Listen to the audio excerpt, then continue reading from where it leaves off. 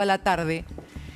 Pero fíjense si es larga esta historia, que nos tenemos que ir a los 11 días del regreso de la democracia, del gobierno de Alfonsín, cuando se intentó por primera vez aprobar una democratización sindical. ¿Para qué? Ya saben lo que pasó. No se pudo. Aquella ley Mucci, que quedó como la primera ley que no iba a pasar. Imagínense el tiempo que pasó desde entonces. Estamos hablando del 83. Son más de 4 décadas en las que se pospuso, generalmente de manera violenta, esta discusión. La discusión de cómo debían ser las nuevas formas de contratación. Ya saben ustedes lo que pasó. Alfonsín no pudo, le hicieron 13 paros y más de 4.000 huelgas. Pero fíjense qué distintivo. Ahora no pudieron hacer ni una huelga. ¿De qué les está hablando eso? En todo este tiempo, en estos 40 años, más de 40 años, si sumáramos todos los avances tecnológicos, los cambios que se produjeron en nuestra vida, los cambios que introdujo la pandemia, los cambios que vienen, la robótica, la inteligencia artificial, tendríamos cientos de motivos para volver a discutir cómo vincularnos en materia laboral. Ahora son abrumadores directamente los cambios y esta ley ni siquiera se pone a tiro de los tiempos. Ya llega con un montón de deudas pendientes, pero claro, es lo posible. Es modesta esta ley considerando todo lo que vivimos en estos 42 años. Pensá en tu vida, ¿cuántos años tenías en ese momento? ¿Cuántos tenés ahora? Y esta discusión sigue sin darse y seguimos viendo una resistencia que es predemocrática, ¿no? Pero hay algunas cosas que cambiaron. Fíjense ustedes que, les decía, Alfonsín, cuando quiso hacer cambios en la normativa sindical, democratizar los sindicatos, que tuvieran más transparencia, 13 paros, miles de huelgas. A Milei le hicieron la huelga más rápida desde la asunción de un presidente, pero ahora no pudieron hacer por consenso un paro, porque estaban negociando en bambalinas. Estaban negociando en bambalinas. Yo creo que también hay que decirlo, no es que no pudieron hacer un paro solo por la derrota del peronismo en las elecciones, porque cuando el peronismo es derrotado, el sindicalismo no solo se deslegitima, sino que empieza a tener problemas de liderazgo para poder afrontar una lucha de este tipo, porque la gente, el voto popular, es el que eventualmente le dijo que no al peronismo. Pero acá hay una historia de larga data, de muy larga data. Y es que la gente ya desde hace tiempo considera a los sindicalistas, a los popes sindicales, el sector más desprestigiado. Son sindicalistas ricos y eternos. Y eso también les quita legitimidad para oponerse. ¿Y saben qué? Por este motivo que yo estoy refiriendo, la voz cantante la llevaron los violentos.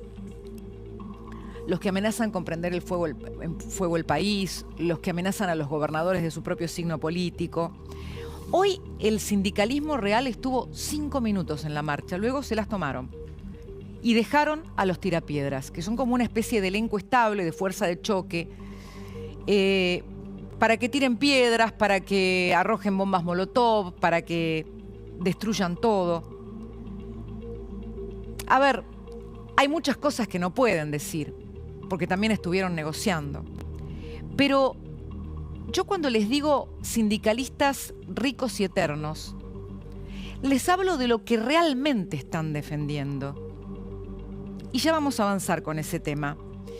Hay muchas cosas que no pueden decir, porque, fíjense, cuando uno charla en forma reservada y escucha a todos los sectores, muchos en privado reconocen lo que no reconocen en público. Por ejemplo, que son necesarios cambios, como algunos de los que se están haciendo, por todo lo que les estoy diciendo. Pero también que negociaron con el gobierno muchos puntos y muchas concesiones que permiten que ellos mantengan sus privilegios. Y les voy a dar un ejemplo. Si a cualquiera de ustedes que están mirando este programa y que son empleados asalariados registrados, les preguntaran, ¿querés aportarle un 4% de tu sueldo a tal o cual sindicato? ¿Ustedes qué contestarían? Quizá la mayoría contestaría que no. Pero quizá habría un número, un porcentaje que contestaría que sí. Pero ¿saben qué? Ustedes son los convidados de piedra. Y discúlpenme, pero lo van a seguir siendo. Porque al menos por los próximos 2 años van a seguir sin tocar la cuota sindical. Y las obras sociales, este besito, tampoco van a tocar la caja de las obras sociales. Que aparte ustedes ya saben, terminan siendo sellos de gomas que les pasan alguna otra prepaga la tarea como intermediarios y pasamanos de esa plata que vos ponés también de tu sueldo. Y no quiero pensar en los aportes solidarios. Todo eso, besito. Y en parte, probablemente, hoy ese sea el costo de la paz social. Esto lo digo yo. Probablemente es el costo de la paz social. Pero la realidad es que las cajas sindicales no se están tocando. Yo entiendo.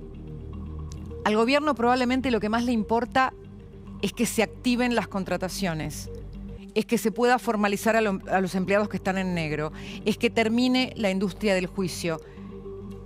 Y saben que probablemente en un contexto donde está terminando un reordenamiento económico, donde la economía todavía no está despegando tan fuertemente como querría el presidente, no se puede pelear todas las batallas.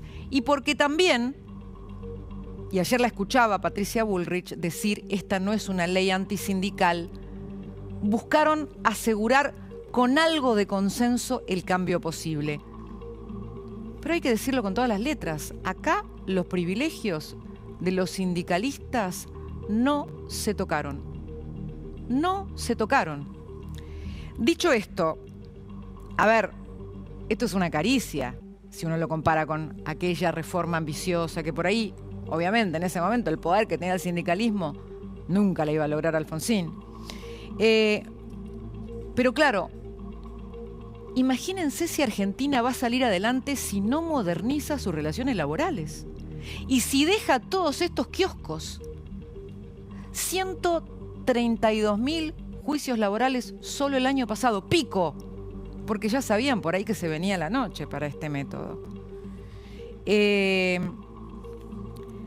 A ver, en el fondo hay una sola cosa que les importa. Y es que siguen siendo ellos los que están ahí, manteniendo su poder.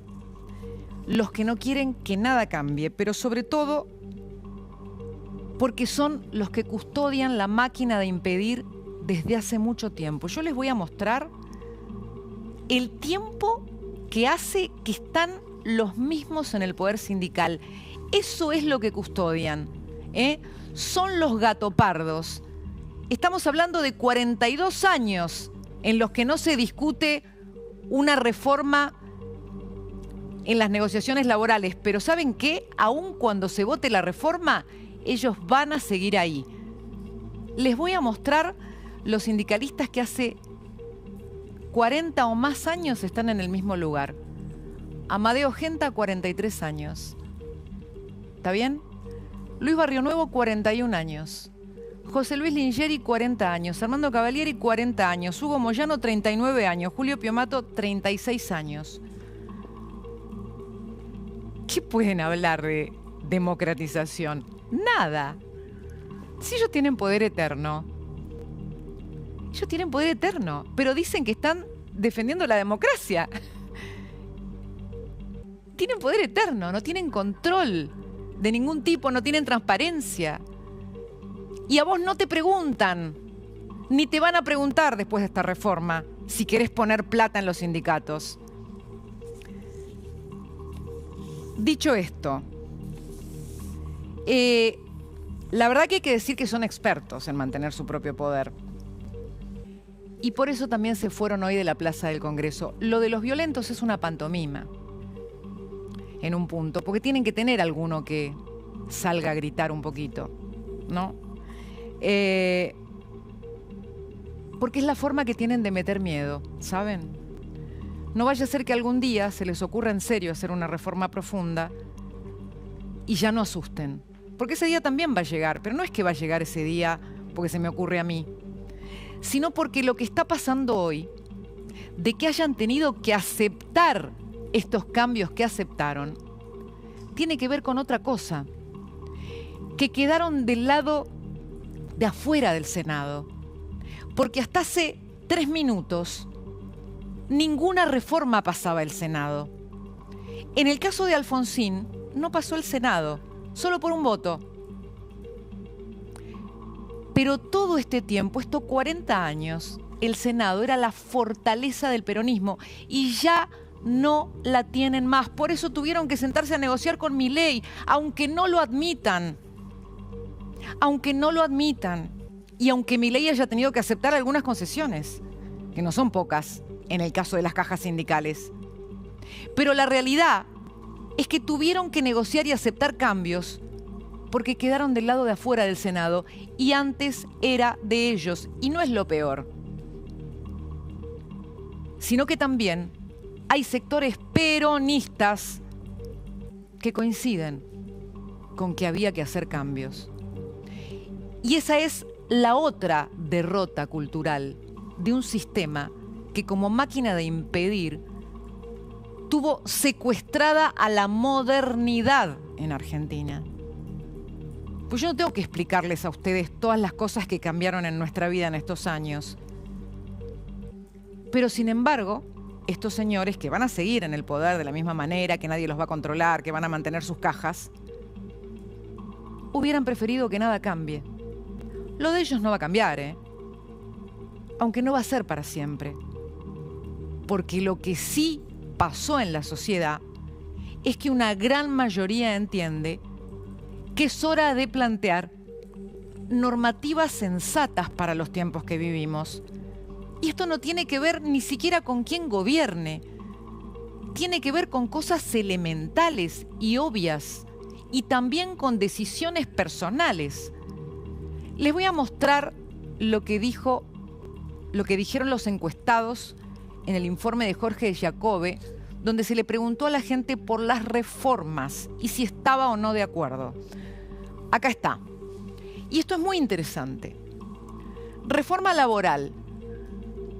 Este número era impensado hace unos pocos años. 45,6% contra un 42,7% en contra. Este número era impensado, pero ¿saben qué? Prácticamente es un poquito más.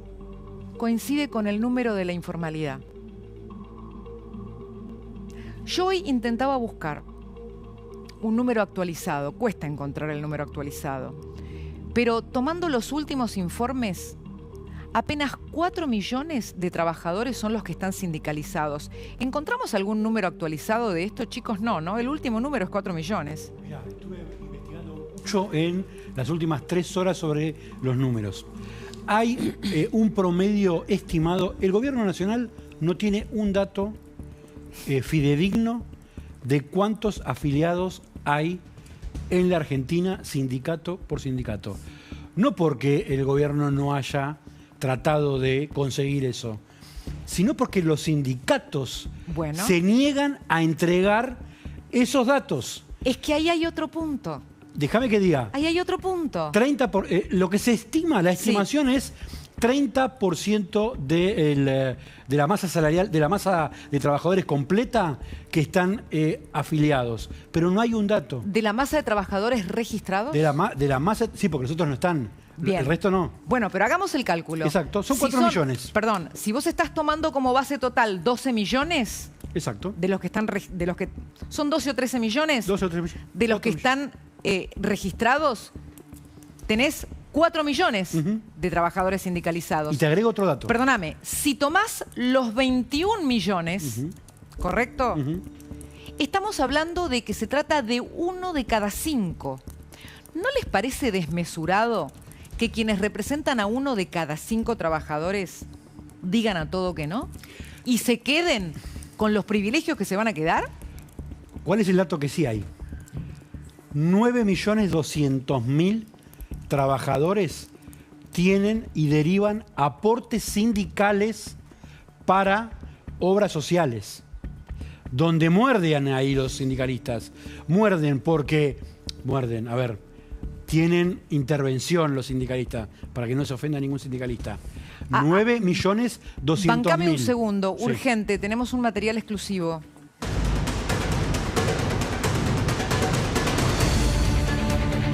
La primera foto de Claudio Uberti detenido. Exactamente, Claudio Uberti, que fue detenido en inmediaciones de la casa de su ex en Belgrano. Ahí estamos viendo esta imagen. Fue la División de Delitos Económicos de la Policía Federal Argentina. Recordemos que habían pedido la captura de manera inminente. Tiene que cumplir 4 años y 6 meses en prisión y acaba de ser detenido por la Policía Federal Argentina. Ahí estamos viendo la primera foto de este hombre tan, pero tan polémico allí en la sede de la Policía Federal Argentina. ¿Se acuerdan de esa noche? $800.000 en la valija de Antonini Wilson. Exactamente. Bueno, les quiero contar algo. Ayer recordábamos parte de esto, de la declaración que dio el Pollo Carvajal, quien fuera el jefe de inteligencia de Hugo Chávez. Él contó, y esto nos lo cuenta a nosotros una periodista española, Teresa García, que investigó precisamente al Pollo Carvajal, que está detenido y habría cantado bastante el Pollo, ¿no? En la detención en Nueva York. Debe estar cerca de la celda de Maduro, me parece. Y debe estar por llegar al juicio, ¿eh? Él le contó a esta periodista por qué había sido posible que descubrieran esa valija. Yo no sé si ustedes lo recuerdan, pero yo se los voy a recordar, ¿eh? Porque la Corte Suprema de Justicia dejó firme ayer la detención, la condena, por lo cual hoy fue detenido, son 4 años y medio de prisión.